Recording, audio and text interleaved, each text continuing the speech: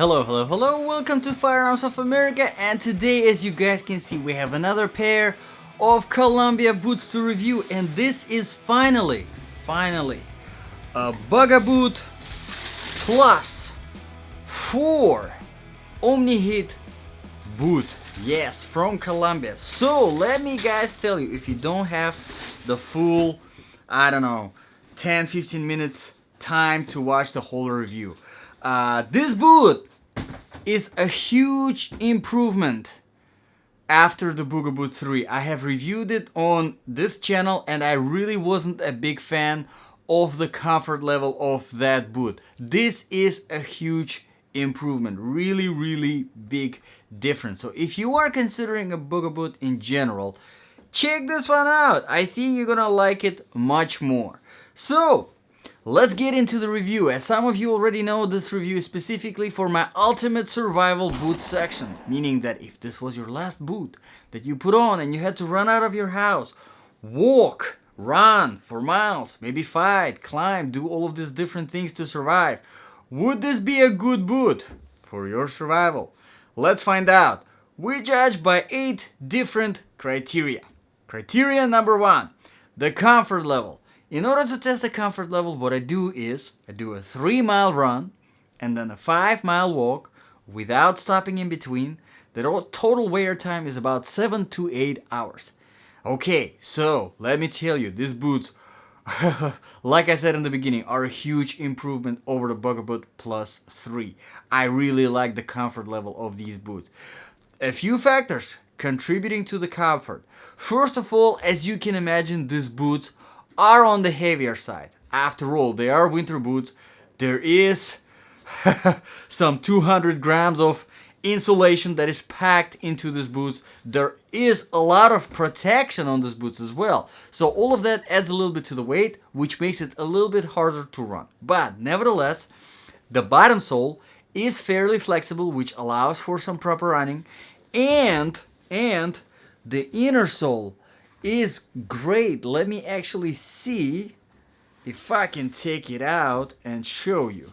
This whole area of the heel is actually nicely cushioned. There is a very nice jelly surface here, which takes on a lot of impact. Now inside, if you remove the insole, it's pretty hard because the rubber is fairly hard, and as you noticed already, it's a Michelin rubber. Yes, we're gonna talk about it later, but overall the comfort of this boot is very nice. Also, one thing that I really like about this boot compared to the Bugaboot 3 is that they actually did add more of the cushioning here in the toe box. So whenever you're walking, if you do have some extra space here, your toes are not actually banging on the hard whatever material it is, but they are nicely cushioned. So that definitely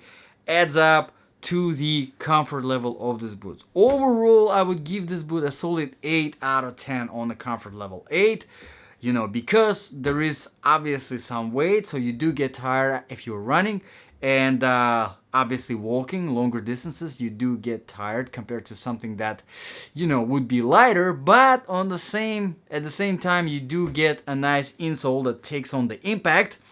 And after all, you have to consider that there's a lot of stuff packed into this boot. So let's talk about the criteria number 2, the proofing and protection. Okay, so this is where this boot definitely shines. Obviously, this is a waterproof boot. You already noticed the tongue is gusseted, and there is a hole about 6 inches, total that you have of that protection. If you step in the snow that is that deep, or in a puddle that is that deep, you're not going to get wet. Pretty good. Also, on the protection side, you do have reinforcement here on the toe. This is not just a design, this is actually a hard rubber, which adds some reinforcement, which is really nice. You do have some extra material going here to kind of give you a little bit extra on the ankle protection, and your heel is nicely reinforced, so you do have all of that. Now whenever it comes to protection, you also have, like I said, the Michelin rubber. They actually took it from the tire. And I don't know if they did take it from the tire, but yes, this is a Michelin rubber, which is a very nice hard rubber. Okay, so that was proofing and protection. Let's talk about the criterion number 3, quality and the design features. Now if you check out the link in the description below, it's a link to Amazon where I got this boot from. They do have more than 360 reviews and they're almost 5 stars. So people do love these boots. And I mean, I can see why. As soon as you take them out of the box, you can feel a nice build quality. And I trust Columbia. Now, my personal ultimate survival boot that I chose for myself for now is actually from Columbia. Yes, so I definitely trust that company. You know, I never had any problems with them, and I have reviewed already plenty of boots from those guys. They are definitely doing a good job. Now the design features, let's talk quickly about a few things here and there. First of all, the hooks. As you can see, the hooks here are actually made out of metal. Now these hooks on the top, this 2 pair, look like they are open hooks, but they're not. I kind of wish they were, because I personally prefer open hooks on the top, at least maybe 1 pair, but it's really not a big deal. It's really a matter of preference. Some people actually do like closed hooks all the way throughout. The lacing system itself is nice. The strings are very nice and thick. I do prefer thicker strings, and also because the hardware is metal throughout, they slide through very easily. So tightening these boots is very simple. Okay, so done with the design features. Let's talk about number 4, which these boots do shine in, the outsole. Yes, the outsole from Michelin. Very nice outsole. I absolutely freaking love it. Probably one of the best outsoles that I've seen. Perfect balance of flatness and aggression. As you can see, this outsole is very aggressive. It will perform great. I know it will perform great on ice, and I know it will perform great on snow. If you have actual experience walking, I live in Florida, but if you do have actual experience walking on snow and ice, let me know. But I was able to test this outsole on tarmac, asphalt, sand, dry sand, wet grass, trail surface, rocky road, and there was like a combination of just dry grass, kind of like a trail, mix of dry leaves, some sticks and stuff. So this, oh, you know what, yeah, I forgot, also the shiny surface, the tile and marble, so flat surfaces.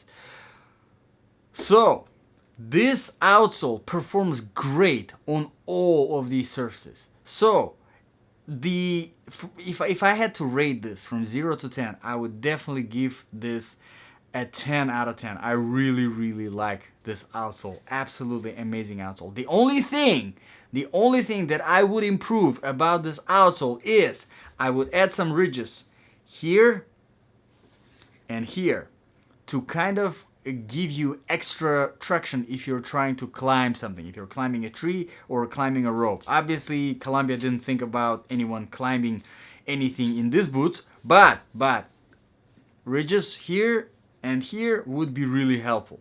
So down with the outsole, great outsole. Let's talk about the criteria number 5. It's the temperatures. Now, like I said, these boots, they're winter boots. They are insulated, 200 grams of insulation. They are rated at -25 Fahrenheit, which is -32 Celsius. So you do get that winter. It's really not. I mean, it's pretty extreme. To me, from Florida, I would never want to be in a -25 Fahrenheit. So it's pretty extreme.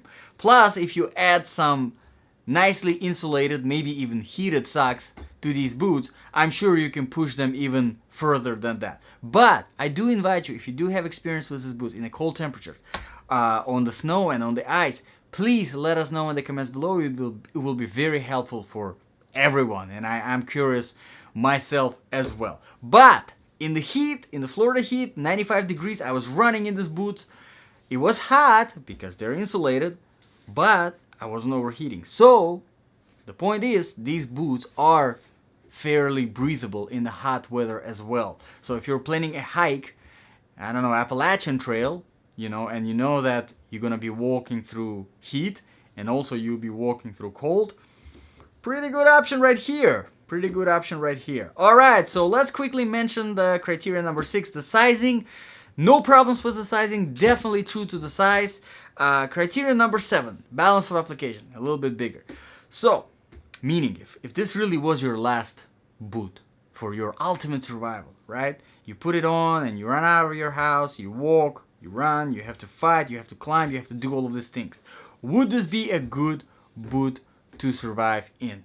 I think it's a pretty great option, especially if you live somewhere in a colder climate. If you live somewhere up north, I mean really anywhere above Florida, maybe even Canada, I don't know, really.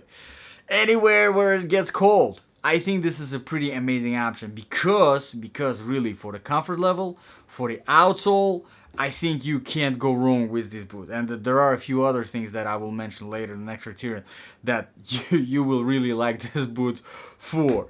But overall, I think if you are in that colder climate, I think this is a pretty good option. Now, if you are like me in Florida, this might be a little bit of an overkill because, you know, it just doesn't get cold here ever, and if you are planning your survival in the summertime, you might want to consider something for summer, a summer option, and then this for your winter, but overall pretty good. Also keep in mind you do have, these boots do offer a lot of protection. With that protection, however, comes a little bit of the size. Now, I wouldn't call these boots heavy, but of course they're definitely not light. There are a lot of much lighter boots for hiking and even winter boots. If you're looking for lighter winter boots, check out the Columbia. Check out Columbia Fairbanks Omni-Heat. They are definitely much lighter than these. They don't offer as much protection, but they're very light. It depends on who prefers more mobility, but you know, less protection or more protection and less mobility, obviously, because with weight it comes that lack of mobility. Okay, the very last criterion here is, you're gonna like it, the price. The price is amazing. Currently these boots are on Amazon as of today, $104.42. And I've actually seen these boots go below 100. So these boots are the best winter boots in under 100, I think, personally, you know, if you prefer protection. If you prefer lightness, then the other Columbias might be a better option. But if you prefer protection, this might be your best bet. I think for $100, it is a pretty amazing boot. You do get a lot with these boots. So, let me know in the comments below what you guys think. If you found this review useful, please do subscribe and hit the like button. Every subscriber definitely makes a difference. This is still a growing channel, so I appreciate every subscriber. If you do have any requests for reviews, also let me know in the comments below. I put those requests on my special to-do list, and as soon as I get my hands on that stuff, I get it first as a priority and do review as a priority. Thank you very much guys for watching. I appreciate your time. This was Firearms of America, and I'll see you guys in the next video.